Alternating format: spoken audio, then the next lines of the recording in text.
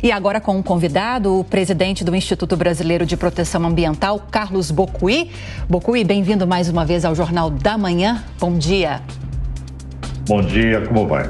Prazer estar aqui. Prazer é nosso. Obrigada, Bocuí. Vamos lá, então. A gente acompanhou agora mesmo a manifestação, mais uma delas, da ministra de Meio Ambiente, Marina Silva, dizendo que a decisão do IBAMA de conceder ou não uma licença, uma autorização para alguma obra, para alguma intervenção, é técnica, não ideológica, seja pela concessão ou pela negativa dessa licença. E como eu já adiantei, a Petrobras está muito esperançosa de que vai haver uma revisão da decisão do IBAMA, que anteriormente não concedeu a licença para pesquisas na margem equatorial.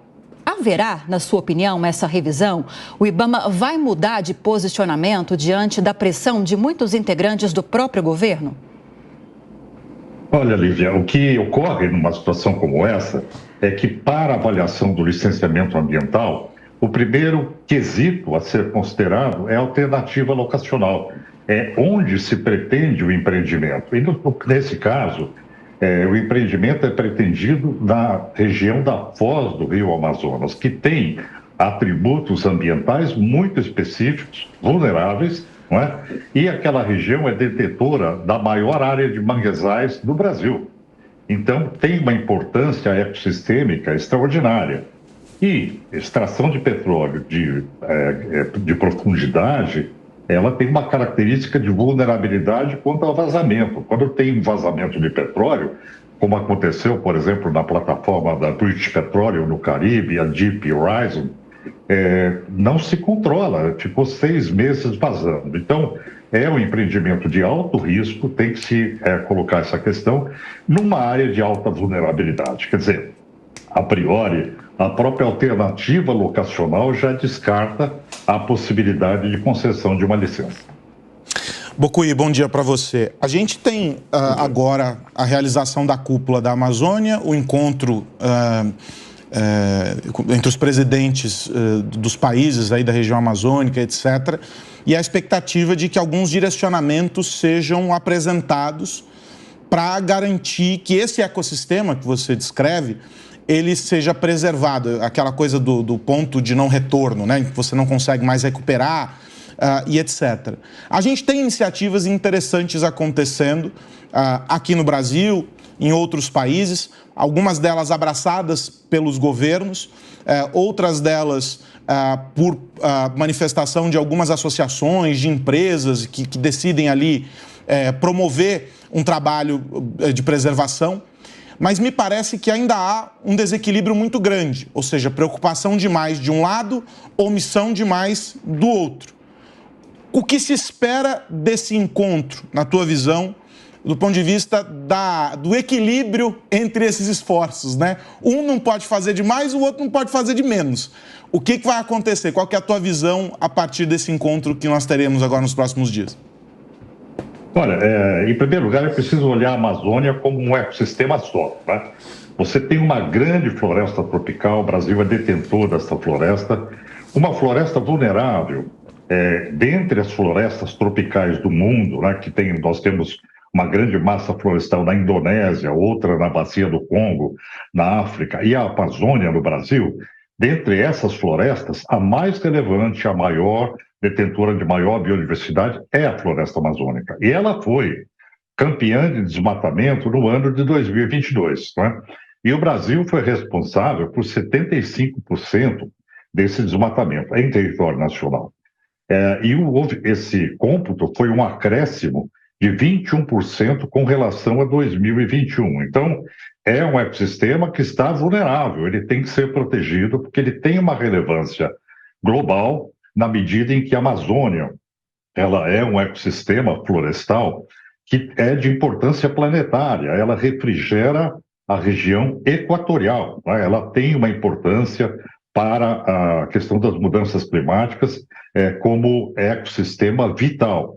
Outra questão é que a Amazônia ela sustenta toda a produção hídrica da América do Sul, né? Os seus voadores, a transposição de umidade garante a regularidade de chuvas para toda a América do Sul, inclusive Argentina, Paraguai, Uruguai, através da formação da Bacia do Plata. Então, essa relevância, essa importância demanda políticas públicas integradas dos países detentores da floresta amazônica. E nós temos aí 8 países hoje trabalhando essa questão. E o que é que a gente precisa? Que você tenha políticas públicas em cada país de uma forma articulada para que se possa estabelecer uma proteção desse grande ecossistema. O que se espera como resultado da cúpula de Belém é isso, né? É um alinhamento das políticas dos países, desse compromisso de construção de políticas públicas nacionais que venham a proteger esse grande ecossistema para o qual não há fronteiras, né? O presidente do Instituto Brasileiro de Proteção Ambiental, Carlos Bocuí, agora com a participação do Zé Maria Trindade. Zé. Pois bem, muito bom dia, Bocuí. Como vai? O Brasil está diante de um grande debate sobre a exploração a exploração da região amazônica, né? E há claramente, inclusive no governo, uma divisão entre, olha, nós temos que explorar. Nós temos uma reserva muito grande nessa região, é preciso explorar. Eu sei que a exploração mineral é uma relação danosa com a natureza, né? Mas hoje a tecnologia já se desenvolveu e é possível fazer uma exploração sustentável, tecnicamente melhor. E de que lado você está nesse debate sobre exploração ou não? A região amazônica é uma grande reserva, todo mundo sabe disso. E aí, o que fazer? Deixar essa reserva intacta ou explorar? Olha, eu consigo olhar a Amazônia pela importância maior que ela tem hoje do ponto de vista de equilíbrio climático global, de sequestro de carbono, importância para o Brasil, né? Como um elemento que garante que o Brasil não tem um nível muito elevado de emissões diante dos compromissos das mudanças climáticas. Então, qualquer tipo de exploração que seja pensada para a Amazônia deve ser rigorosamente avaliada de acordo com o zoneamento ecológico e econômico, deve ser avaliada de acordo com o licenciamento ambiental, não é? Então, não é que se seja contra a exploração por exemplo, de minério na Amazônia. Não é isso em síntese. A questão é possível fazer isso sem impacto ambiental? Se pretende isso, deve se submeter ao sistema de licenciamento em sendo possível essa extração. Nunca pensar em fazer essa extração, por exemplo, em terras que são demarcadas como áreas de proteção integral, né? Então, a Amazônia é uma região imensa, é preciso pensá-la dentro da sua importância ecológica, que hoje supera qualquer outro tipo de riqueza. A Amazônia é um grande atrativo de investimento, é um potencial de biotecnologia imenso, quer dizer, tem-se que pensar nesse tipo de riqueza também, que é o DNA do Brasil, né? Então, eu acho que não é ser contra, mas é saber se é possível que se faça qualquer tipo de atividade na Amazônia. Ainda nessa linha, inclusive, Bocuí, e é um discurso muito forte, o Auro já chegou a tocar nesse assunto na pergunta dele, e é um discurso muito defendido por integrantes do atual governo, um discurso muito reforçado pelo presidente Lula, de que é preciso priorizar a questão ambiental na floresta amazônica, é preciso cuidar da questão que envolve as mudanças climáticas, o clima nessa região, mas também é preciso se atentar ao desenvolvimento econômico e das populações que estão nessas regiões. Nós temos índices muito frágeis de desenvolvimento, melhor dizendo, nessas regiões por causa de limitações que há para a exploração desses recursos ambientais, desses recursos ecológicos. Como tentar encontrar um equilíbrio nesse sentido? Que tipo de atividade seria bem-vinda nessa região para permitir esse desenvolvimento econômico e, ao mesmo tempo, ajudar a preservar os recursos da floresta?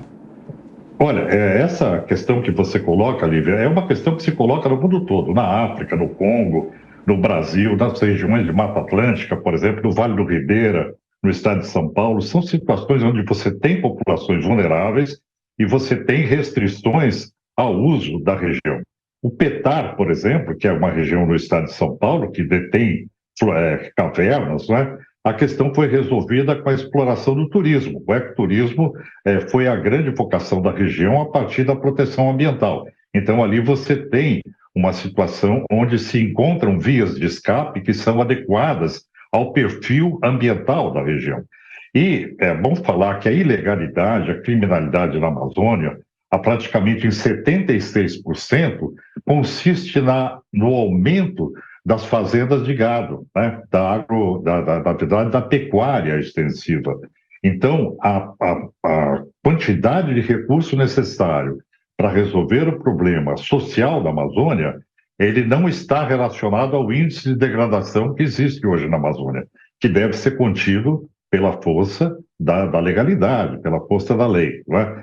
Agora, a grande vocação da Amazônia, qual é? A bioeconomia, né? Você trabalhar alternativas possíveis de extrativismo, de retirada de materiais onde se pode retirar, fazendo com que haja investimento para essa questão. Por isso é muito importante o Fundo Amazônia, o aporte de recursos internacionais que podem trazer esse equilíbrio, solucionar a questão econômica das populações mais carentes e, por outro lado, também promover a proteção da floresta. Esse equilíbrio é o grande desafio do desenvolvimento sustentável em regiões ambientalmente protegidas, né? Não é só no Brasil.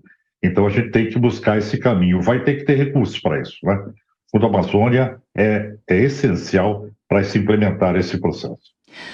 Pois bem, conversamos com o presidente do Instituto Brasileiro de Proteção Ambiental, Carlos Bocuí, que mais uma vez nos atendeu aqui na Jovem Pan News. Muito obrigada pela participação, Bocuí. Bom domingo. Bom domingo. Bom trabalho.